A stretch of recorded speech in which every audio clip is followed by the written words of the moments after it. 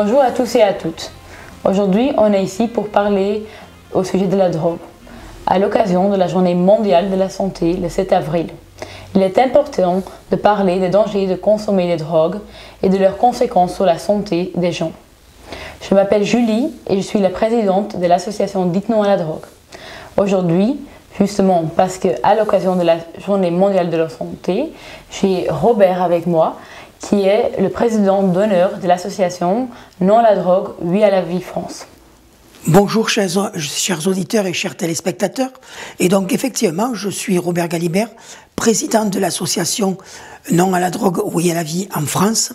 Et je suis de passage à Bruxelles à l'occasion de cette journée mondiale de la santé. Et il y a une statistique toute récente qui montre que en Belgique, et en particulier à Bruxelles, 23,8% des jeunes bruxellois âgés de 15 à 20 ans ont déjà touché au cannabis dans leur vie. Et ça, c'est une statistique qui date de 2014. Elle est maintenant nettement augmentée. Et notre message est très simple. Il faut informer les enfants avant que les dealers ne le fassent. Alors, quelle est la définition d'une drogue? C'est quoi exactement? Alors effectivement, ça c'est un point très important que tu as soulevé, Julie, parce qu'il y a une énorme confusion dans la société à propos de ce que sont les drogues réellement. On parle de drogue douce, de drogue dure, etc., etc. Mais finalement, qu'est-ce que c'est une drogue? Alors, quand on veut savoir la définition d'un mot, le plus simple c'est de regarder dans le dictionnaire, n'est-ce pas? Mais malheureusement, tous les dictionnaires ont des définitions différentes du mot drogue. Alors, il y a cependant un accord entre les experts internationaux sur une définition d'ailleurs qui a été donnée tout récemment par l'Académie de médecine en France. Et une drogue, c'est principalement 3 points. Premièrement, toutes les drogues sont des poisons pour le corps. Ok, un poison sur le corps. Quand moi je pense à un poison sur le corps, c'est quelque chose qui va directement amener la personne à l'hôpital. Ou voilà, par exemple, mais on prend la définition, par exemple, du dictionnaire. Là, c'est une définition claire. Un poison, c'est toute substance qui, introduite dans un organisme, peut altérer ses fonctions vitales ou le tuer. Okay. Et là, effectivement, tous les dictionnaires sont d'accord. Ensuite, le deuxième point, c'est que les drogues sont psychotropes. Alors, psychotrope, c'est un mot compliqué qui signifie que ça va agir sur le mental, les perceptions, la capacité à penser, c'est-à-dire l'intelligence ou la mémoire, n'est-ce pas? Et enfin, les drogues induisent la dépendance. Ok, et c'est ça alors qu'on appelle l'addiction, n'est-ce pas? Exactement. Okay. L'addiction, c'est la dépendance.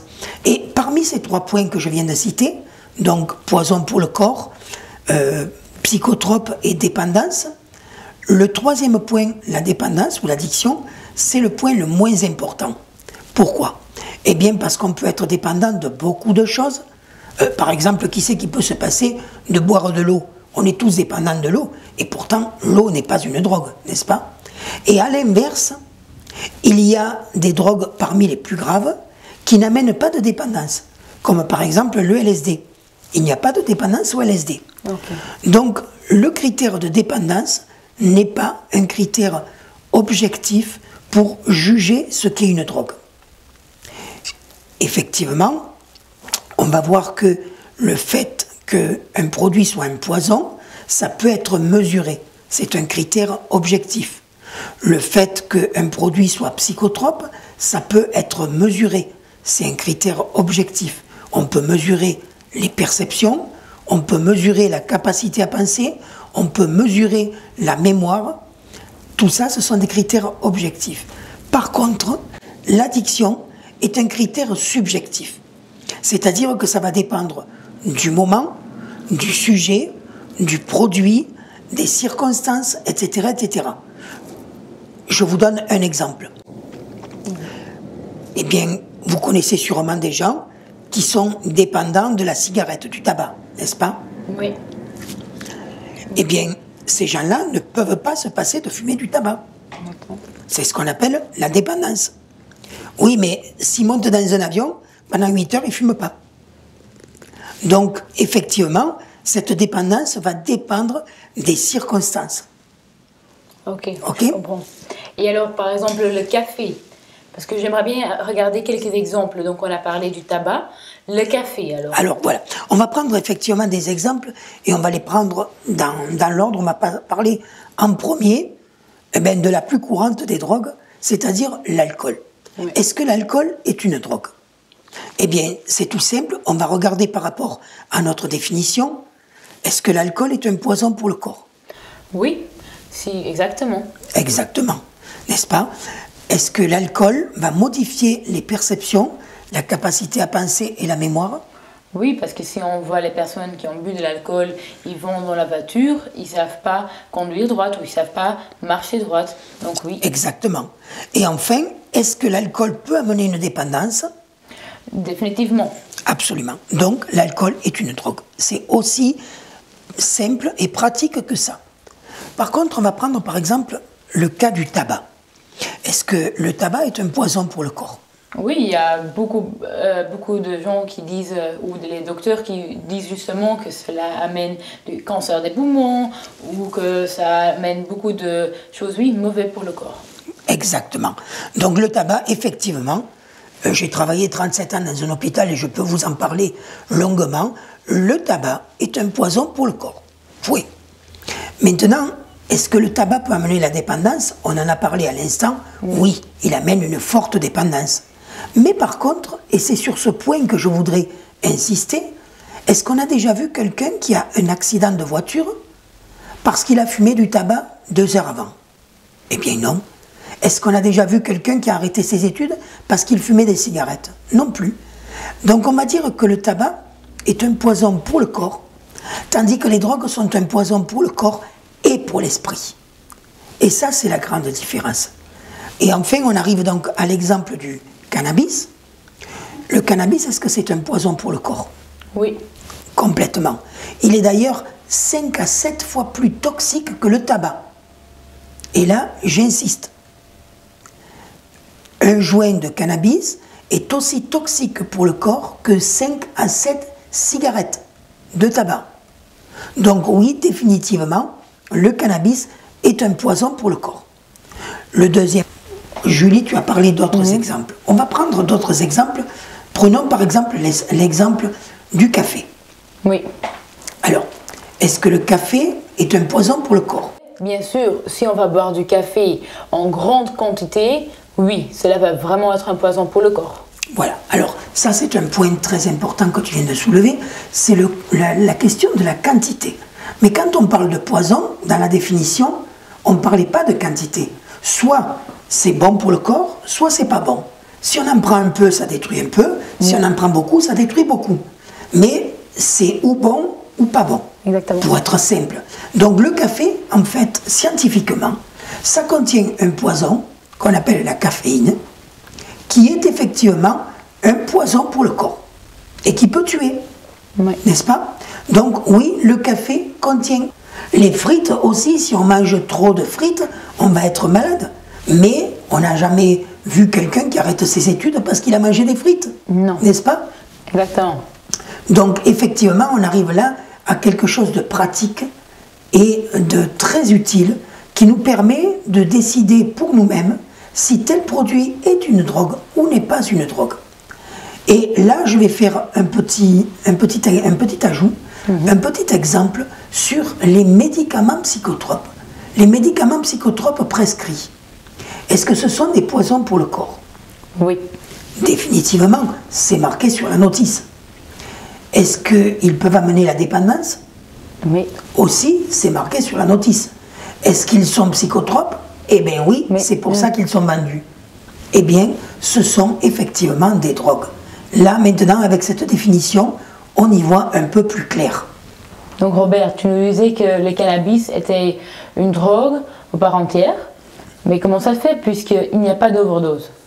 Eh bien, effectivement, il n'y a pas d'overdose pour le cannabis, mais est-ce que ça veut dire qu'il n'est pas dangereux? Est-ce que ça veut dire qu'il ne tue pas?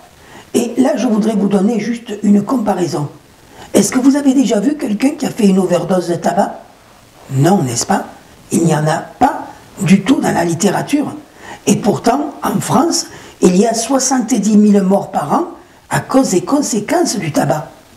Et pour le cannabis, eh bien, c'est pire. C'est une bombe à retardement. Voilà. Donc nous arrivons à la fin de cette émission. Oui. Et pour clôturer cette émission, j'aimerais, chers téléspectateurs, vous présenter nos matériaux. Julie, si tu veux bien me les passer. Voilà.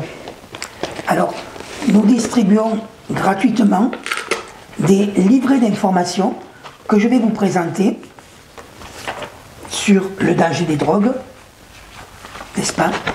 Il y a ce livret qui est un résumé des principales drogues qu'on rencontre, et puis il y a un livret qui s'appelle « La vérité sur le cannabis », qui donne donc beaucoup d'informations sur les effets à court terme, les effets à long terme, etc., etc. Un livret spécifique sur la vérité sur l'alcool, bien entendu. La vérité sur l'ecstasy, qui est très utilisée à Bruxelles. La vérité sur la cocaïne. La vérité sur le crack. La vérité sur le crystal meth, qui est la méthamphétamine, n'est-ce pas? La vérité sur les drogues par inhalation. La vérité sur l'héroïne. La vérité sur le LSD, la vérité sur les drogues psychotropes prescrites abusivement, la vérité sur les antidouleurs, et enfin la vérité sur la ritaline. Nous avons aussi un DVD. Tous ces matériaux peuvent être fournis gratuitement à ceux qui les demandent. Donc ce DVD comprend 16 clips vidéo très courts, qui vont ouvrir le débat sur chacune des drogues les plus courantes. Il comprend aussi un documentaire très complet sur chacune des drogues et plus de 200 témoignages de gens qui sont passés par là et qui expliquent leur histoire. Et enfin, nous avons aussi un manuel de l'enseignant, manuel de l'éducateur, qui est très complet et qui montre donc les plans de leçons avec les timings, les clarifications de mots, les liens par rapport au livret, par rapport au DVD, et qui permettent de faire tout au long d'une année scolaire une éducation sur le danger des drogues. Chers téléspectateurs, nous arrivons au terme de cette émission et mon message va être très simple. Il faut informer les enfants avant que les dealers ne le fassent. Voilà. La seule arme contre la drogue, c'est l'éducation. Justement, comme Robert nous a dit, il faut informer les jeunes avant que les dealers ne le fassent. Pour cela, vous avez tous les matériaux que nous venons de vous présenter. Pour les recevoir, vous pouvez nous contacter à info@dites-non-à-la-drogue.be. Également, si vous avez des questions, quoi que ce soit, vous pouvez nous contacter à cette adresse mail-là. Nous vous disons au revoir et à la prochaine fois.